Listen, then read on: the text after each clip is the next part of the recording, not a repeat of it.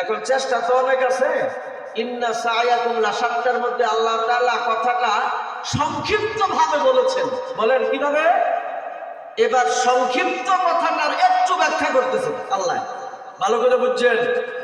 فأما من أعطى واتقى وصدق بالحسنى فسنيسره لليسرى। যে দান করে, যে দেয়, বলেন যে দেয়, দেয় মানে খরচ করে। খরচ করে বলতে কি বুঝেন? বুঝেন তো? মাল খরচ করা। মাল খরচ করাকে খরচ বুঝেন, ঠিক না? অথচ খরচ আরো আছে না? কি খরচ? আল্লাহ আপনাকে যত নিয়ামত দান করেছেন সকল নিয়ামতকে আল্লাহর রাস্তায় খরচ করার নামই হলো খরচ করা। আপনি আপনার 3.5 হাত বডির মধ্যে ফিকির করেন, এই 3.5 হাত বডির মধ্যে আল্লাহ তাআলা কত গুরুত্বপূর্ণ অঙ্গ প্রত্যঙ্গ দিয়ে রেখেছেন। যেমন চক্ষু একটা নিয়ামত, যেমন কান একটা নিয়ামত, যেমন জিহ্বা একটা নিয়ামত, হাত একটা নিয়ামত, পা একটি নিয়ামত। চোখ নামক নিয়ামতকে আল্লাহর রাস্তায় খরচ করেন। সেই খরচ কিভাবে? চোখ দ্বারা কোরআন দেখেন, চোখ দ্বারা সুন্নাত দেখেন, চোখ দ্বারা মাদারিস দেখেন, চোখ দ্বারা মসজিদ দেখেন, চোখ দ্বারা উলামায়ে হাক্কানি রব্বানীদেরকে দেখেন। এটা হলো চোখকে তার যথার্থ স্থানে খরচ করা। এটা হলো চোখের নিয়ামতের শুকরিয়া। আবার চোখ দ্বারা পাপও করা যায়। চোখ দ্বারা আপনি অশ্লীল ছবি দেখলেন, চোখ দ্বারা আপনি বেগানা নারীকে দেখলেন, চোখ দ্বারা আপনি নাটক দেখলেন, যাত্রার নাচ গান দেখলেন, সিনেমা দেখলেন। কি বলেন? তাহলে চোখকে আপনি নাজায়েজ হারাম কাজে ব্যয় করলেন না? এই চোখ আপনার পক্ষে সাক্ষী দিবে, বিপক্ষেও সাক্ষী দিবে। যারা চোখ দিয়া কোরআন দেখেছে, যারা চোখ দ্বারা সুন্নাত দেখেছে, যারা চোখ দ্বারা ফিকহের কিতাব দেখেছে, যারা চোখ দ্বারা আকীদার কিতাব দেখেছে, যারা চোখ দ্বারা সুন্নাত হাদিস দেখেছে, এই দেখাই তাদের পক্ষে সাক্ষী হবে। চোখ বলবে ইয়া রাব ইন্নী আইনুহু আতাইতানিহি, হে রব আমি তার চক্ষু, যে চক্ষু তুমি তাকে দিয়েছিলে।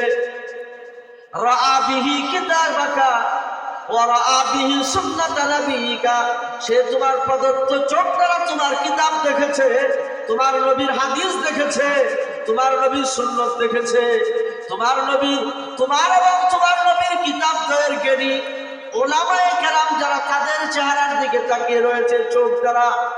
এই চোখ দ্বারা আব্বা আম্মার দিকে মহব্বতের দৃষ্টি দিয়েছে। চোখ দ্বারা আব্বা আম্মার দিকে মহব্বতের দৃষ্টি দেওয়া চোখের ইবাদত। কথা বুঝেন না? আল্লাহ বুঝার তৌফিক দান করুন। এরপরে কান একটা নিয়ামত। এই কানকে আল্লাহর রাস্তায় খরচ করবেন।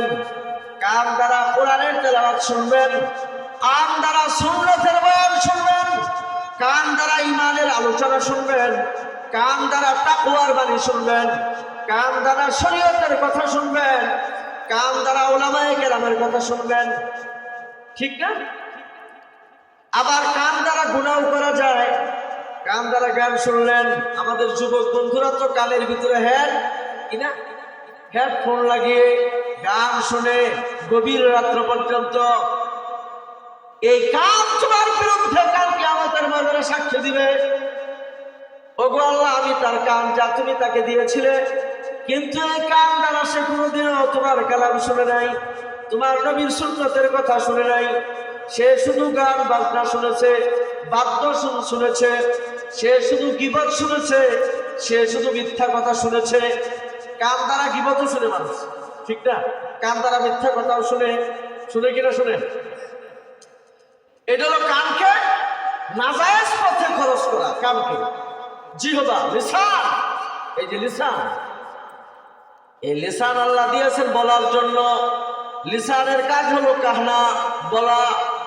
এই বলা কোরআনের কথা বলা হতে পারে, সুন্নতের কথা বলা হতে পারে। এটা জিহ্বাটাকে আল্লাহর রাস্তায় খরচ করা হলো। জিহ্বা দ্বারা জিকির হয়, জিহ্বা দ্বারা সত্য কথা বলা হয়, জিহ্বা দ্বারা কাউকে নসিহত পেশ করা হয়, জিহ্বা দ্বারা ওয়াজ করা হয়, জিহ্বা দ্বারা দাওয়াত দেওয়া হয়, জিহ্বা দ্বারা তাশকিল করা হয়। হয় কিনা হয়? আবার জিহ্বা দ্বারা মিথ্যা বলা হয়। গালিগালাজ হয়, এরপরে আপনার গীবত হয়, এরপর আর কি হয়, হারাম হারাম রিজিক খাওয়া হয় জিহ্বা দ্বারা। হারাম রিজিক জিহ্বায় খায়, আবার হালাল রিজিকও কিসে খায়, জিহ্বায় খায়।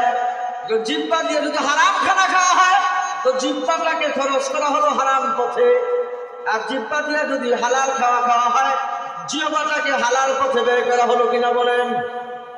সুবহানাল্লাহ, সুবহানাল্লাহ ওয়া বিহামদিহি সুবহানাল্লাহিল আযীম। আল্লাহ বলেন فأما من آتى واتقى وصدق بالحسنى, যে ব্যক্তি খরচ করলো দিল, তার মানে কি আল্লাহ প্রদত্ত নিয়ামতকে আল্লাহর রাস্তায় খরচ করলো, মেধা, এই যে দিল দেবা। আমার আকল, আমার বিবেক বুদ্ধি কি করতে পারে, ভাবতে পারে, চিন্তা করতে পারে। এই যে ভাবনা একটা শক্তি, এটা একটা নিয়ামত। এখন আমি আমার মাথা দিয়া ভালো ভাবতে পারি, খারাপও ভাবতে পারি, ঠিক কিনা? এখন আমরা কোন ভাবনাটাই বেশি ভাবি, খারাপ ভাবনাটাই। কিছু পণ্ডিত আছে, গবেষক আছে, যারা সবসময় ভাবে ইসলামের বিরোধিতায় নিয়ে, ইসলামের বিরোধিতায় তারা ভাবনায় ভাবে, ইসলামের বিপক্ষে অবস্থান নেওয়াটার বিষয়টাই তারা সর্বদাই ভাবে। বুঝতে পারছেন না কথাটা? কলম দিয়ে ইসলামের বিরোধিতা করে, মুখ দ্বারা ইসলামের বিরোধিতা করে, বক্তব্যের মাধ্যমে ইসলামের বিরোধিতা করে, অস্ত্রের দ্বারা ইসলামের বিরোধিতা করে। অস্ত্র সন্ত্রাসী, তারা ইমানের বিরুদ্ধে অস্ত্র উঠায়, এরা কি সন্ত্রাসী? অস্ত্র সন্ত্রাসী। যারা কোরআন সুন্নাতের বিরুদ্ধে কলম চালায়, এরা কলমই সন্ত্রাসী। কথা বুঝেন নাই? যারা ইসলামের বিরুদ্ধে বক্তব্য চালায়, এরা হইল বাক সন্ত্রাসী। কি সন্ত্রাসী? বাক সন্ত্রাসী। আর এগুলাকে যারা ইসলামের পক্ষে পরিচালিত করে, আল্লাহ পাক তাদের ব্যাপারে ওয়াদা করেছেন সামনে, ওয়াত্তাকা, তিনটা গুণ। একটা হলো যারা খরচ করে দেয়, তার মানে আল্লাহ প্রদত্ত সকল নিয়ামতকে আল্লাহর রাস্তায় খরচ করে। এলেম, এলেম একটা নিয়ামত না? এখন এলেম শিক্ষা ঘরে নিয়ে বসে থাকলে হবে না, আমল করতে হবে, নিজেও আমল করতে হবে, অন্যের কাছে আলেমটা পৌঁছাতে হবে। আজকে এমন আলেমের বড় অভাব, যে আলেম জাতির সামনে সব বলে, অনেকে ইমামতি চলে যাবে এই ডরে, ফেসিলিটি বঞ্চিত হবে এই ডরে, চাকরি থাকবে না এই ডরে, সভাপতি সেক্রেটারির ভয়ে, এলাকার মাতাব্বর মুরলের ভয়ে, এমপির ভয়ে, মন্ত্রীর ভয়ে, চেয়ারম্যানের ভয়ে, মেয়রের ভয়ে মসজিদে মজমায় সত্য কথা বলতে পারে না। আলহামদুলিল্লাহ, এতটুকু হিম্মত আলা উলামা এখনো আছে, যারা সামনে যদি স্বরাষ্ট্রমন্ত্রী আর এই যে একবারে হেভিওয়েট নেতারা বসে থাকে, দিনের কথা দলিল ভিত্তিক কোরআন সুন্নাত দিয়া বয়ান করতে বিন্দু মাত্র ডরাবে না। শুনেন, আমার একটা সাহস কি জানেন? আপনি কোরআনের আয়াত করবেন, তর্জমা করবেন, ওদেরকে বুঝাই দিবেন, দেখি ওর বাপের মুরাদ আছে নাকি আমার সামনে ফটেশ করা।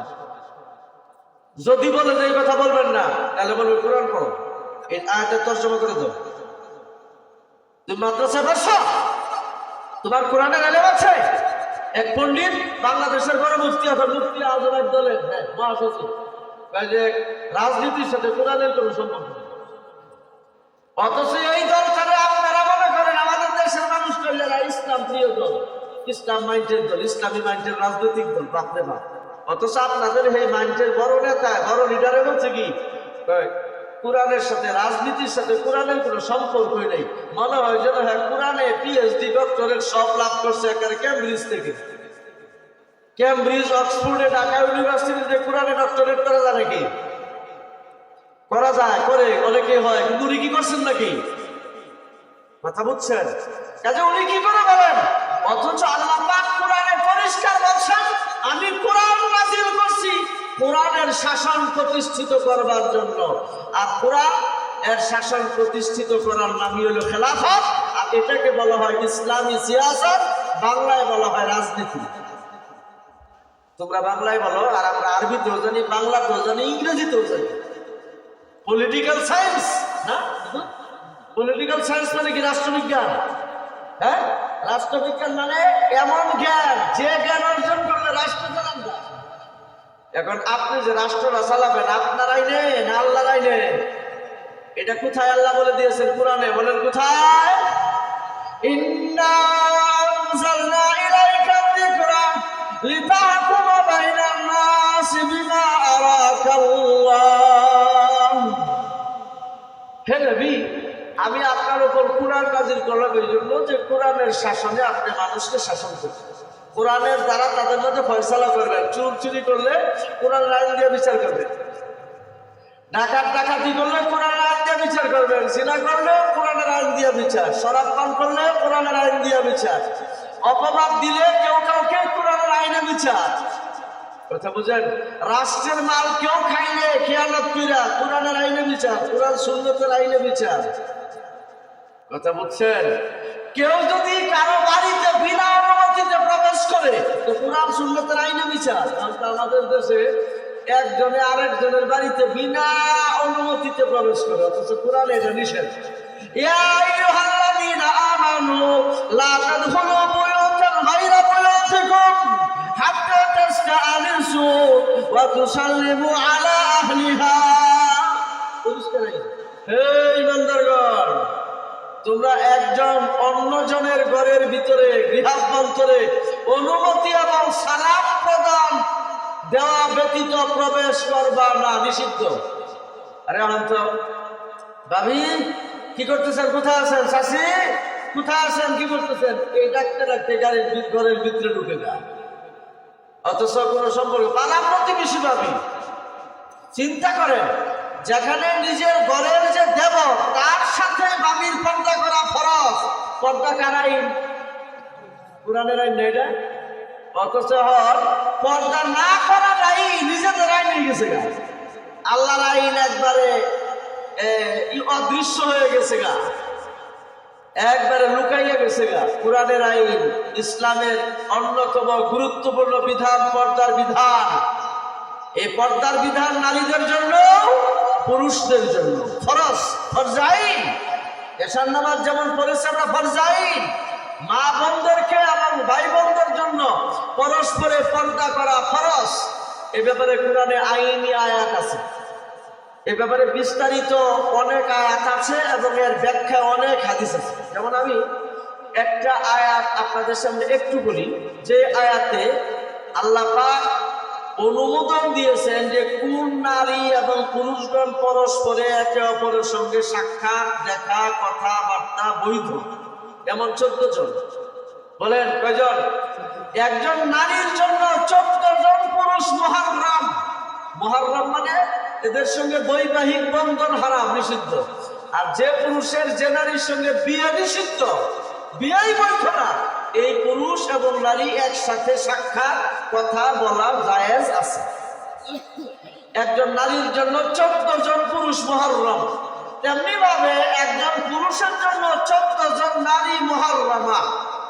যেমন মা, এক নম্বরে মা, হুররিমাত আলাইকুম উম্মাহাতুকুম ওয়া বানাতুকুম ওয়া আখাতুকুম। এক নম্বরে মা। মা বলেন কে? মা। মায়ের মতন কয়জন? মা, মায়ের মা, নানি, তারপরের মা, যত উপরে গেছে যে সব, ওই সন্তানের জন্য বিয়ে হারাম, নিষিদ্ধ। তার মানে কি এদের সঙ্গে সাক্ষাৎ বৈধ। একজন ছেলে আর মা, মা ছেলের মধ্যে পর্দা জরুরি না, তাদের মধ্যে একটা পর্দা আছে, বিশেষ পর্দা, সেটা আলোচনা করে। 2 নম্বর হলো মেয়ে। মেয়ে, নিজের মেয়ে, নিজের বাবা আর মেয়ে, বাবা আর মেয়ে, এদের মধ্যে পর্দা নেই।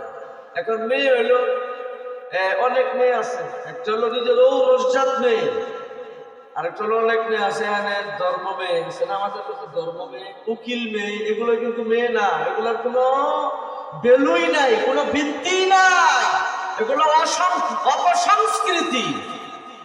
কিসের আবার ধর্ম মেয়ে, কিসের আবার ধর্ম মা, কিসের ধর্ম উকিল মেয়ে, উকিল মেয়ে বা উকিল মা, এগুলোর কোনো ভিত্তি নাই। আমাদের দেশে বৈবাহিক অনুষ্ঠানে দেখা যায় একজন উকিল, 2 জন উকিল। উকিল মানে সাক্ষী। এদেরকে মনে করা হয় ছেলে উকিল, শ্বশুর।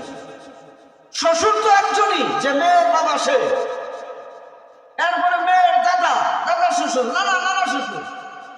কিন্তু বিয়ের উপস্থিত ফাংশনে মামারে নিয়ে যায়, তাহলে খালুরে, তাহলে এই জাতীয় যারা চাচা এদেরকে উকিল দেয়, হ্যাঁ, এদেরকে আব্বা আব্বা ডাকে এবং তার স্ত্রীকেও তাদের সামনে রেখে দেয়। হারাম হারাম হারাম। ইসলাম সমাজ ছেয়ে গেছে এই ব্যাপার দিকে। এমনি বোন, নিজের বোন, কথাটা বুঝছেন?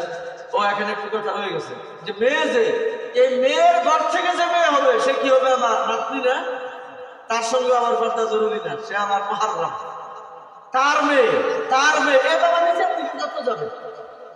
বোন, এখন বোন তিন প্রকার। একটা হলো সহোদর বোন, এক মায়ের উদর থেকে, আরেক হলো বৈমাত্রেয় বোন, আরেকজন বৈপিত্রেয় বোন। তার মানে একটা হলো মা এক বাপ দুই, আরেকটা হলো বাপ এক মা দুই, এমন ভাই বোন। এদের সঙ্গে পর্দা ফরজ না, সাক্ষাৎ করতে হবে। কথাটা বুঝছেন? এরপরে ভাতিজি, নিজের ভাইয়ের বোন, সহোদর ভাইয়ের বোন। বলেন কি ভাইয়ের বোন? নিজের সহোদর ভাইয়ের মেয়ে ভাতিজি হলো না, তার সঙ্গে আমার পর্দা করা ফরজ নয়। কিন্তু চাচাতো ভাইয়ের মেয়ে, চাচাতো ভাই, আমার চাচাতো ভাই মানে আমার বাপের ভাই, তার ছেলে, হ্যাঁ আমার চাচাতো ভাই, তার মেয়ে আমার সঙ্গে পর্দা করা ফরজ।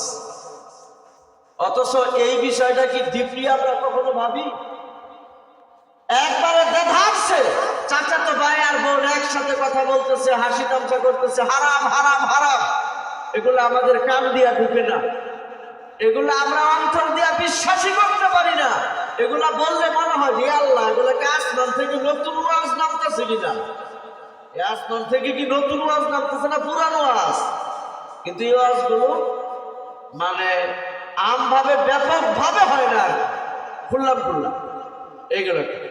আরেকটা হলো বোনের মেয়ে কি বলেন তো? ভাগ্নি। কোন বোন? আপন বোন, সহোদর বোন, বৈমাত্রেয় বোন, বৈপিত্রেয় বোন। এই বোনদের যে মেয়ে ভাগ্নি, এদের সাথে আমার পর্দা ফরজ নয়, সাক্ষাৎ জায়েজ, কথাও জায়েজ।